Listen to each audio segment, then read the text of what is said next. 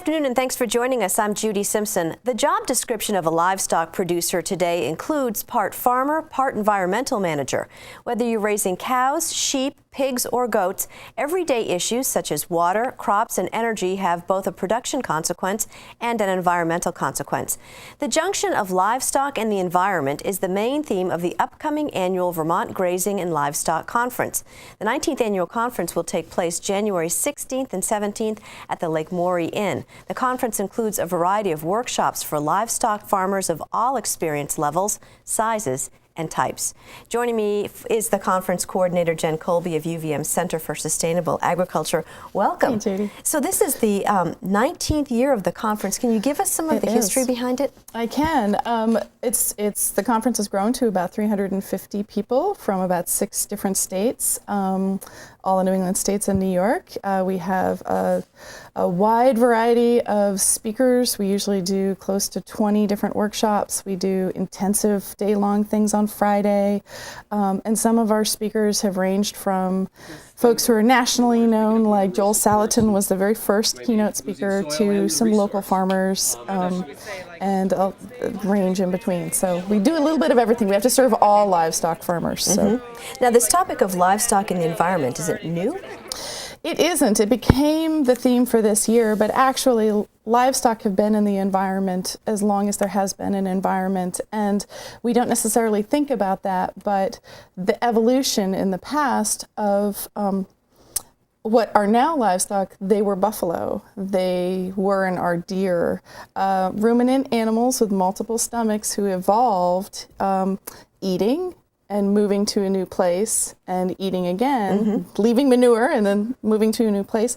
That's basically as old as time. That's part of natural systems and how they all evolved. So our tendency in the wild is to either go to a grassland system, like the Great Plains is a great example, or a forested system, which is what we have in the Northeast. So, and those come about because of livestock influences.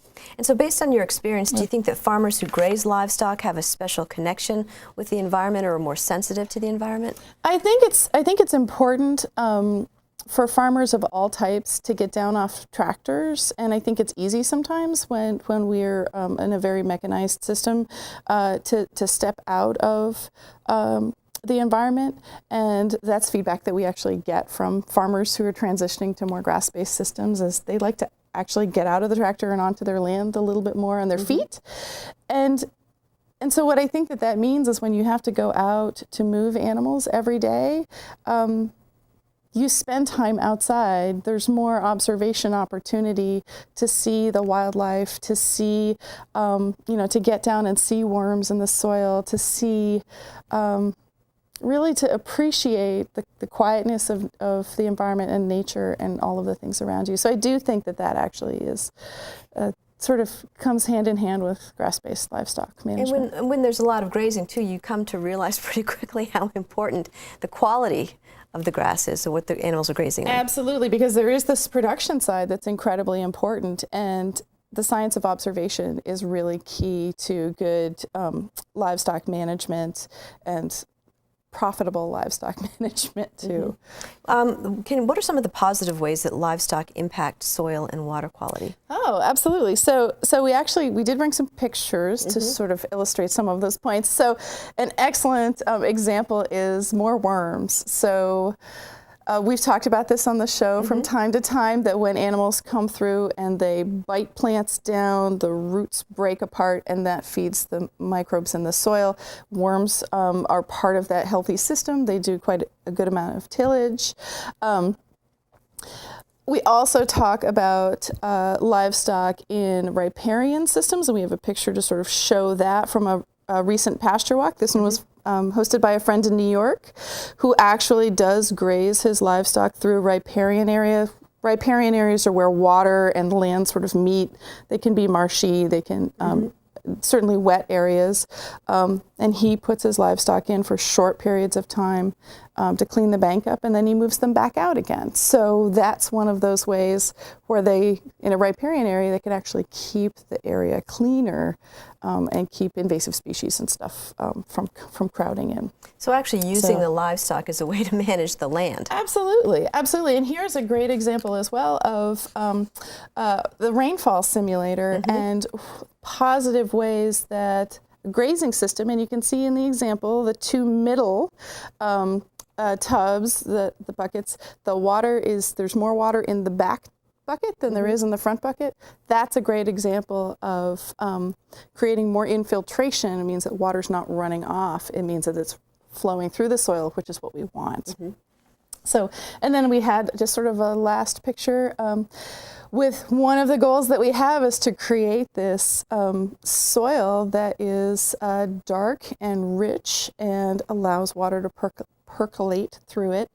So those are some of the great ways that we can use livestock to actually improve environmental conditions. But it's not all good. There are some negative things too. No, and there are definitely some challenges in managing livestock. We have, lots of manure. Yes. and we certainly, for folks who manage pigs, if left in a place for too long, and this wasn't even very long in this particular example, pigs love to root and they love to eat all the vegetation, and they can create a lot of compaction if they're not careful. In this last example, this is an example of overgrazing, so that this was a dairy example and the cows were there for too long, which can certainly happen. And when the soil is opened up, it can dry out and crack. And so all of those, the difference between good management and bad management is a function of time and the amount of time that animals are in a specific place. We can think of examples of this, all over the world where you see the creation of deserts because livestock have been in a place, and it's usually because they've been in a place for too long. But if they're in a place for a short period of time and move to a new place, they can actually reverse that. And there's been some places in Africa and Australia, New Zealand, where they've actually reversed desertification by using livestock. It's pretty wild, actually. Yeah, it is. And just to think, it's such a simple thing, the function of time. It is, but also too, though, you have to kind of, if you're a farmer a certain way, you have to really change your thinking to adapt to some of these practices. Big time. That's actually one of the biggest barriers has been people. Well, and part of it is it's hard to learn something new, and it's hard to change your worldview about how you do things. And I think it's our job as extension folks to make that learning process as easy as possible, and as friendly as possible, and as open as possible, because not every system is going to work for everybody, and that's fine. Soil and water are two of the major issues, but there are also examples of livestock in the environment. For instance, animal-to-animal interactions. What does that mean? So, so we do get off on the soil and water piece, and a lot, but livestock also interact with wildlife, and that's again a situation where we can use livestock to work in concert with natural systems or against them.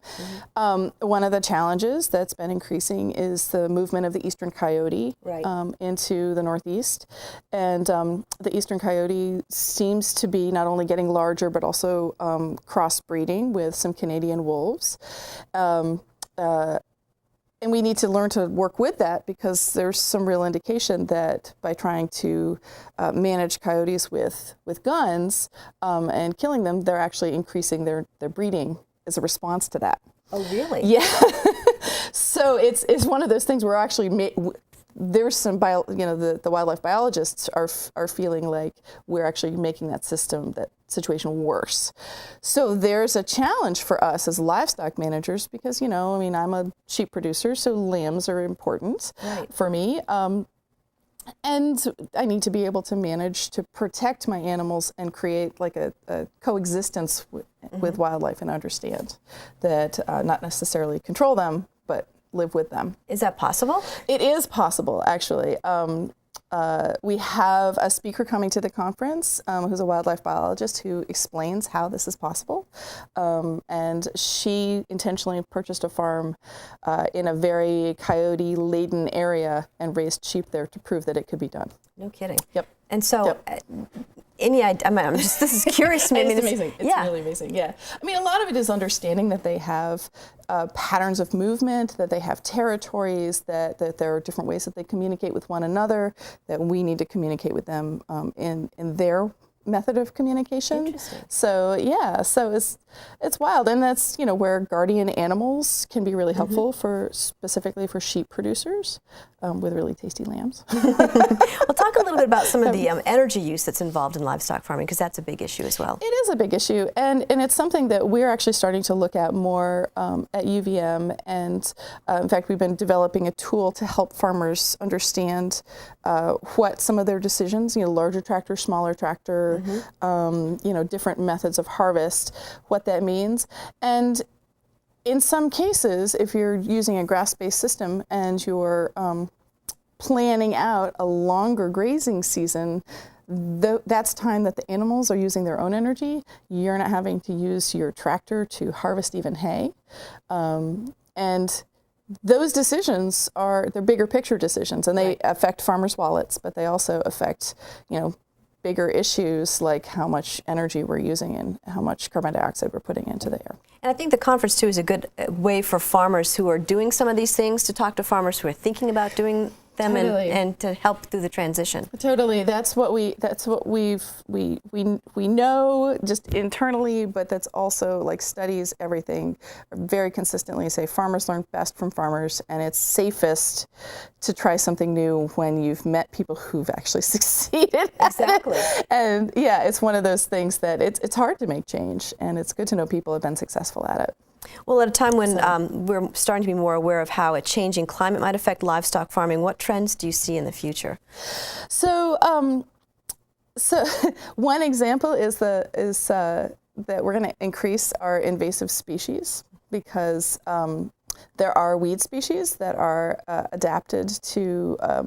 better adapted to changes in climate than some of our existing plants. One example of that is wild chervil. We have a picture of that. Those are our sheep that are actually grazing in a ditch right next to the road because the roadside mowing folks hadn't come by yet. And that particular plant, wild chervil, if you don't catch it at just the right time, you can spread the seed really widely. It's up and down the interstate, I'm sure folks know. Yep. And then we also have used our sheep at our farm to manage woody invasive species as well. So the temperatures are going to rise. These are some of the predictions we have. Heat stress in animals is going to become a larger issue. And that invasive species a problem. We're seeing it in riparian areas, we're seeing it in the woods, we're seeing, a lot of really challenging plants to manage. So using livestock, it's a great way to take care of the issue and also feed your animals at the same time? Yeah, and what we've also found is that lots of invasive species weeds are really nutritious. Really? So if livestock can be taught to eat them, they may be new, so the livestock may not know to eat them, but if we can teach them to eat them, they can actually gain weight and be happy and manage our problems. So how are some of the issues that we've been talking about being addressed in your educational events during the next year? Well, the conference is a great example of that. So we've got a panel we're going to talk about water quality and livestock and the intersection of those two things. So we have some folks coming from Maryland who have to deal with water quality in Chesapeake Bay, which is a big deal. We also have some researchers coming to talk about just objectively, what does the science say about grazing and livestock and water quality in riparian areas and ecology in general. So the conference is certainly one of them. We have a number of workshops set up in the coming year focused on swine management, and some of those will include environmental impacts of that as the swine industry in Vermont is growing. That's going to become a bigger issue as well. So lots of workshops, lots of field visits. Lots to learn. Lots of farmer to farmer. That's our whole model. Before we go, how can people register or find out more about the upcoming Grazing and Livestock Conference? Best way to go, UVM is on break right now, so best way to go for now is www.uvm.edu/pasture, and they can find out all the different individual workshops and information right there. Do you have to register for the whole weekend? Can you go for a day? You can go for a day, yep, and we even have a special event Friday night that you don't have to pay for, that's free to all, about marketing beef. So it's a pick and choose. Terrific. Well, thanks a lot for joining us. Awesome. Thank you so much. That's our program for today. I'm Judy Simpson. We'll see you again next time on Across the Fence.